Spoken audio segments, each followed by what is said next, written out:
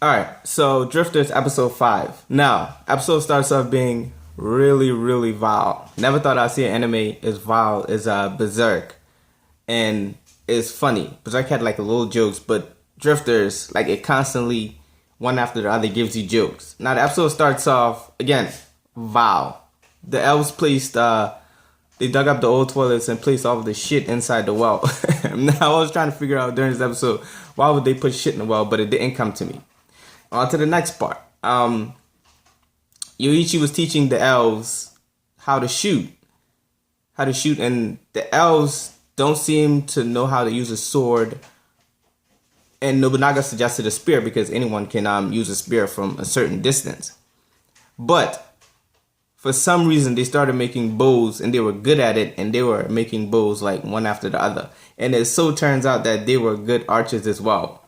They weren't hitting it dead center, but they were hitting it. And Yoichi decides to show her skills, and she was like splitting every arrow down the middle, over and over, over and over, over and over, over and over. And the elves are like, all right, we get it.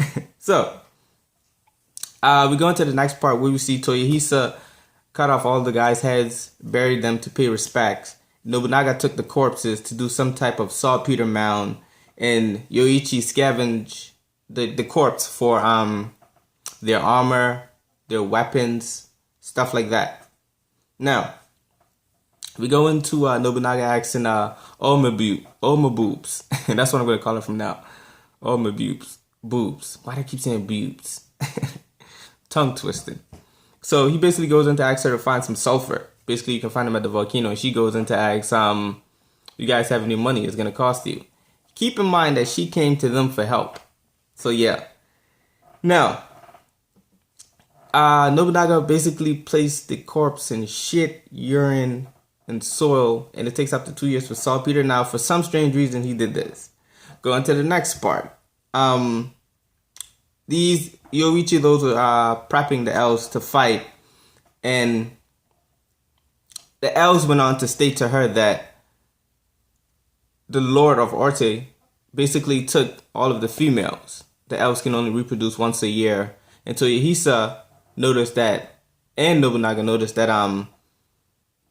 if they took the woman of the elves section for once a year, if they took the female elves, and they only allowed you to reproduce once a year, they're trying to lead your people into extinction. So they understood that. That's what Nobunaga basically pointed out. Now, after Toyohisa heard that, he basically went into a speech. Fucking epic speech. I'm talking about, I want to hop through the TV and fight. That's how fucking epic that speech was.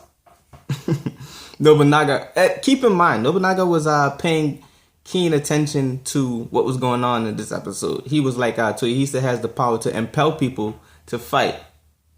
And Nobunaga was so tactical in this episode. So tactical. Very tactical. Like he was basically leading the elves into this war.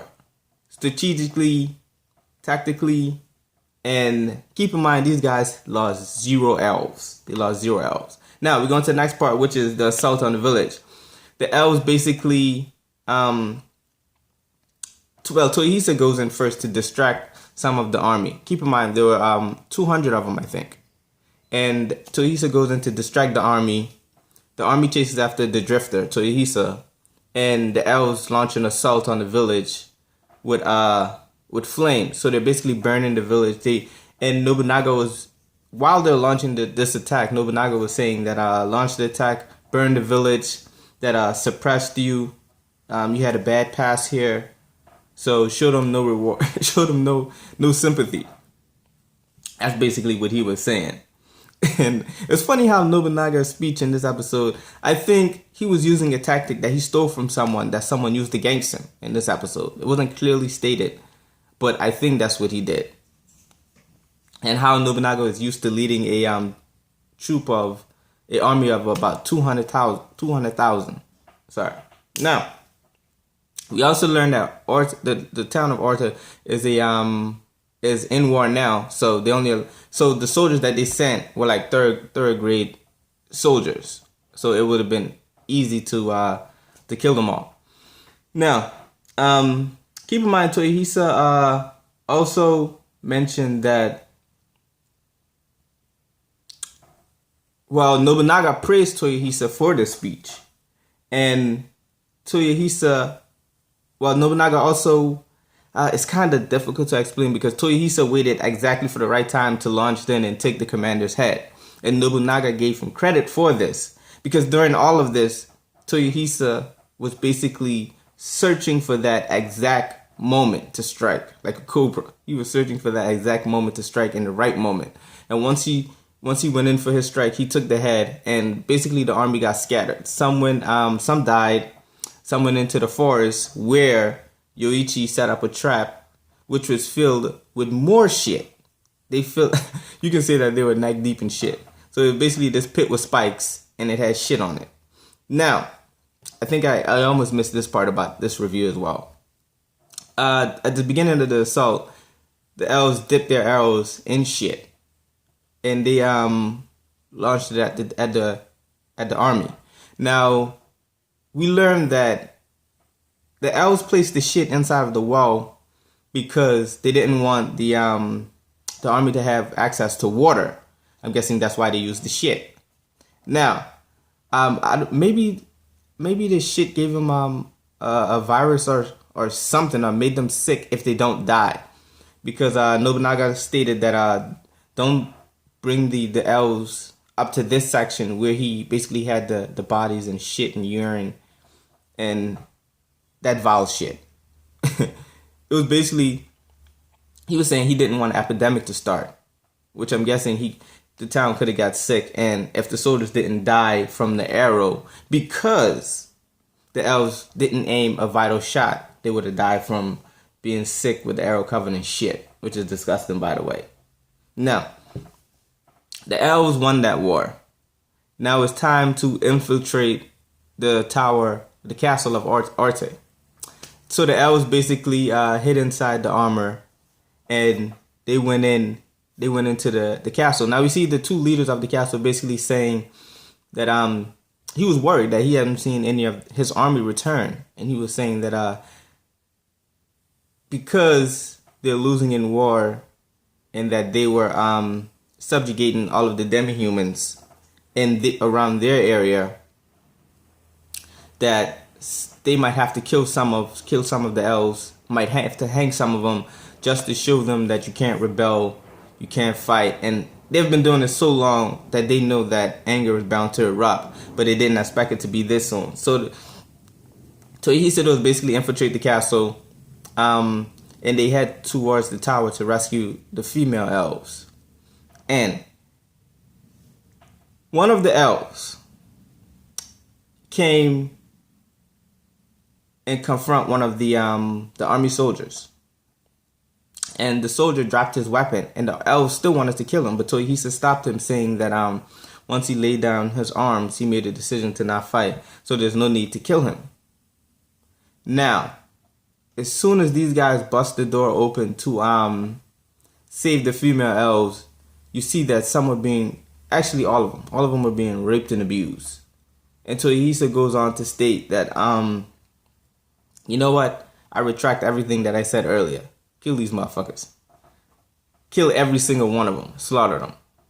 Whether they have a weapon or not. Kill every single one of them. Which I would have did the same thing. So that's basically how the episode ends, and I can't wait to see the next episode. This episode was full of fucking blood, gore. Loved it. Loved it, loved it, loved it. Loved how it took you up and down. And I love how Oma Boobs noticed that the key feature that distinguished them, the Octoberists, and whoever lives inside their drifter world, compared to the humans that are brought to the drifter world, are their views on life and death. Keep in mind, when Nobunaga was leading the army, all he said was, come on guys, keep it up. The only thing you have to fear is that you're all gonna die. He was like, move faster, move faster. I'm like, dude, you can't expect them to move faster when all you're telling them is you're gonna die. But again, this episode was funny as shit. If you haven't seen, or if you're watching this because you've seen all the other episodes, let me know what you guys think in the comment section. And if this is your first time watching this review, definitely start watching this anime. Definitely. Definitely, definitely, definitely. Love this shit. Love it.